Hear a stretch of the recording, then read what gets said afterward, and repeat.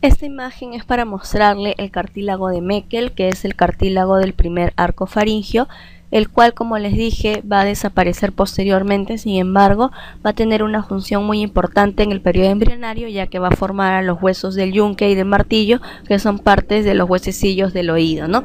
Entonces, la imagen que nos muestra al embrión en una etapa más o menos de 24 días, ¿no? Nosotros podemos ver la vista lateral de la región de la cabeza y del cuello de un embrión de 4 semanas, ¿no? En la que se va a apreciar los cartílagos de los arcos faringios que van a participar en la formación de la cabeza y del cuello.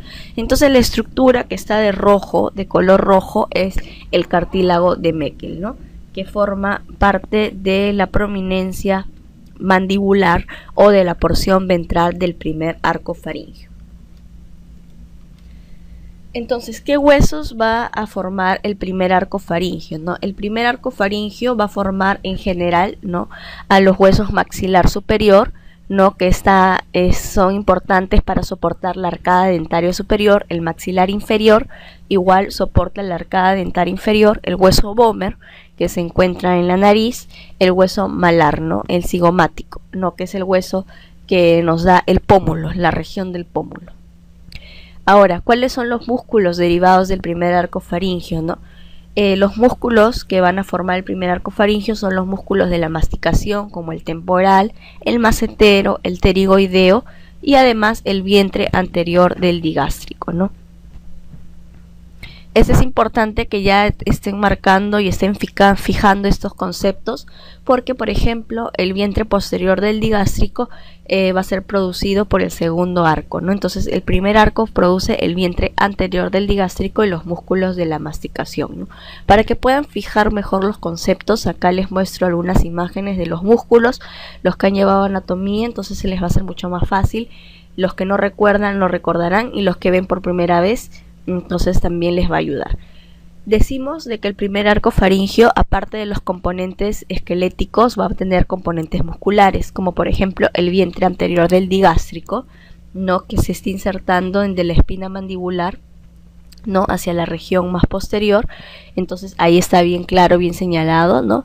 Se le dice digástrico al músculo porque tiene dos vientres separados por un tendón, ¿no? Entonces el que están viendo de rojo es el anterior y el posterior luego lo van a ver.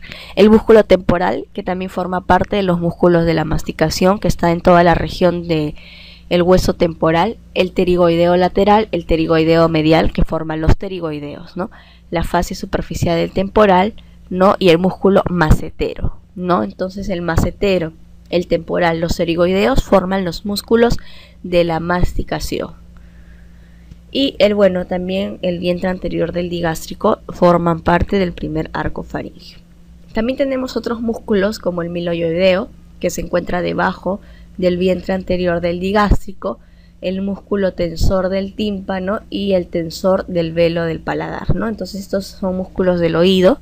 Así como formaban los huesecillos del oído, también va a formar los músculos del oído. Entonces, con respecto a la formación ósea, vamos a ver, para repasar, ¿no?, que forman maxilar superior, maxilar inferior, el malar y el vomer. Y con respecto a los músculos, forma el vientre anterior del digástrico, el músculo temporal, los pterigoideos lateral y medial, el macetero, el miloioideo, el tensor del tímpano y el tensor del velo del paladar. Entonces todos estos músculos, así como los he enseñado en las rutas migratorias de las células de la cresta neural, van a estar inervados por la rama inferior o la rama maxilar inferior del nervio trigémino, ¿no? La inervación sensitiva de la piel proviene de las tres ramas del trigémino: la rama oftálmica, la rama maxilar superior y la rama maxilar inferior.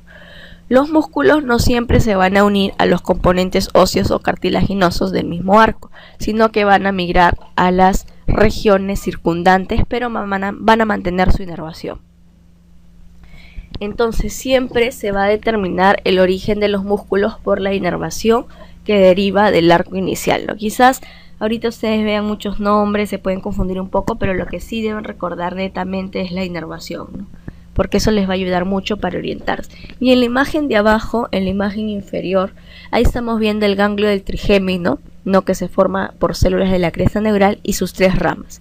La oftálmica, que va a dar inervación sensitiva a la región del ojo, la maxilar superior a la región justamente del maxilar y el maxilar inferior a la región de la mandíbula. Esas 3 ramas que se dividen en colores de amarillo, rojo y azul. No todas las estructuras derivadas de esas zonas van a ser inervadas por las 3 ramas del trigémino por una inervación del tipo sensitiva.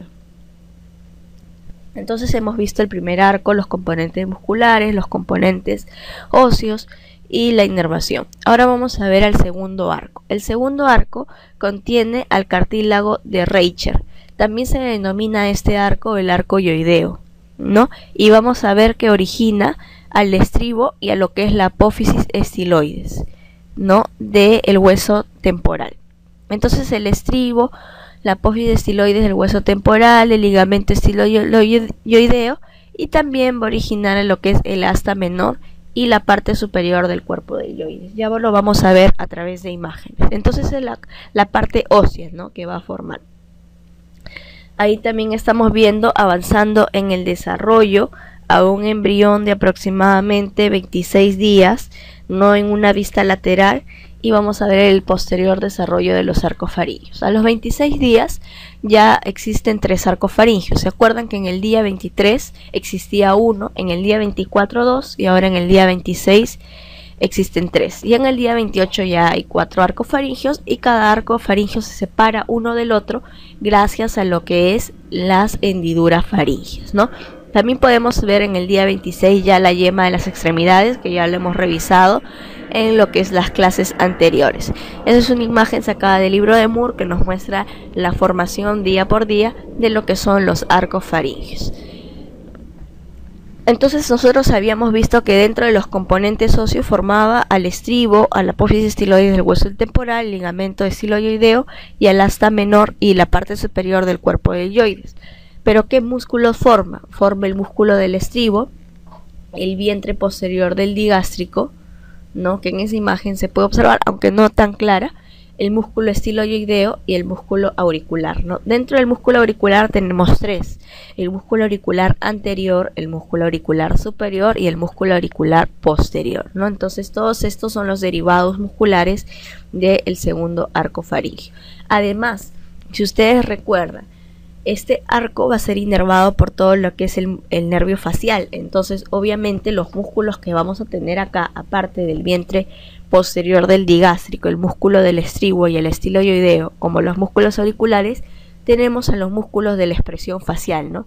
Dentro de ellos tenemos al frontal, al orbicular de los ojos, al cigomático menor, cigomático mayor, al auricular de los labios, al depresor del ángulo de la mandíbula, ¿no? Entonces todos los músculos de la expresión facial van a ser origen del segundo arco faríngeo. Por eso les digo que es muy importante la inervación, ¿no? Si ustedes ya saben que el facial inerva, entonces los músculos de la expresión facial van a ser derivados del segundo arco faríngeo. El tercer arco faríngeo va a formar al cuerpo inferior y al asta mayor del deltoides. Ahí esa imagen yo les he puesto para que ustedes vean todo lo que es el hueso yoides, ¿no? El hueso yoides entonces va a tener un cuerpo. El cuerpo se va a dividir en una porción superior y la porción inferior. Y tiene 2 astas, el asta menor y el asta mayor. El asta menor y la porción superior del cuerpo del yoides eran formados por el segundo arco, mientras que la porción inferior del cuerpo y el asta mayor es formado por el tercer arco.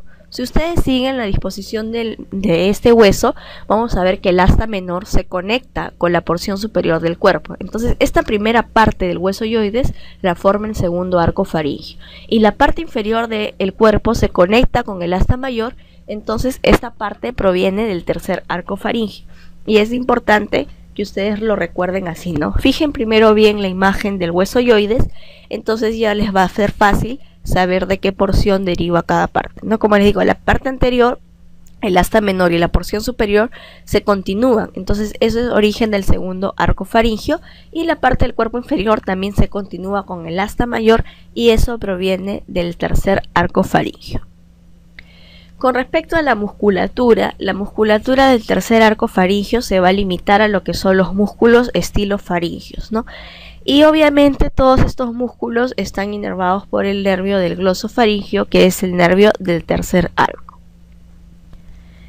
Con respecto al cuarto y sexto arco faríngeo, vamos a ver que los componentes cartilaginosos de ambos se van a fusionar para formar a los cartílagos tiroides, cricoides, aritenoides, corniculado y cuneiforme de la laringe, ¿no? Entonces todo esto se fusiona. Pero ahora sí vamos a pasar a ver esta imagen en donde también nos muestra los cartílagos laringeos, ¿no? Ahí tenemos el hueso yoides, que ya lo habíamos mencionado, producto del segundo y tercer arco faríngeo, la epiglosis y lo que nos interesa, los cartílagos, la tiroides, que es el cartílago en color azul, el cartílago aritenoides en color rojito, el cricoides en color azul celeste plomizo, ¿no? Entonces ahí tenemos también a la formación de los músculos derivados del cuarto arco, el músculo cricoides, ¿no? Que va de lo que es la tiroides al hueso cricoides, entonces por eso recibe ese nombre. El músculo, el elevador del velo del paladar, es importante no confundirlo con el tensor del velo del paladar, ¿no? Que se encontraba en la parte del oído y que proviene del primer arco faríngeo, ¿no? Entonces también vemos al cricotiroideo, el elevador del velo del paladar, y a los constrictores de la faringe. Todos estos músculos van a ser inervados por la rama laringea superior del nervio vago, que es el nervio del cuarto arco.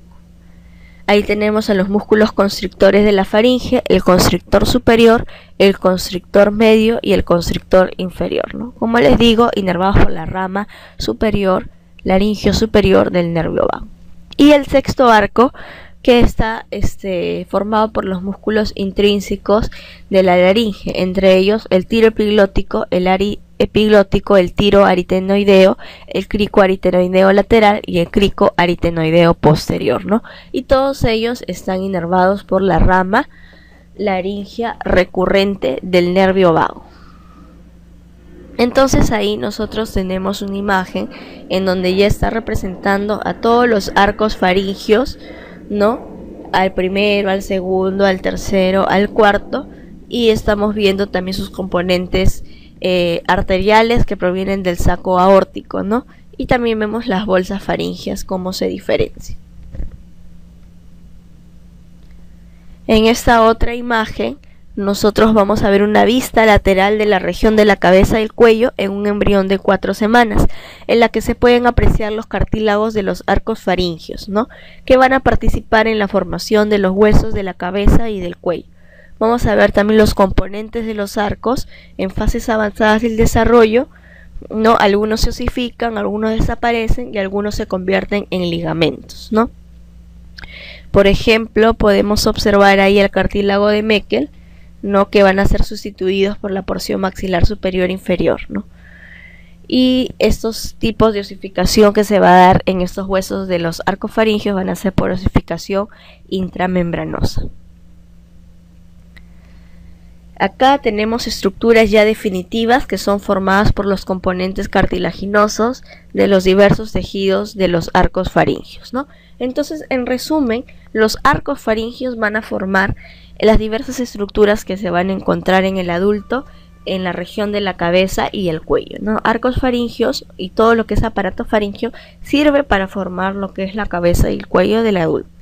Entonces vamos a hacer un pequeño resumen hasta acá.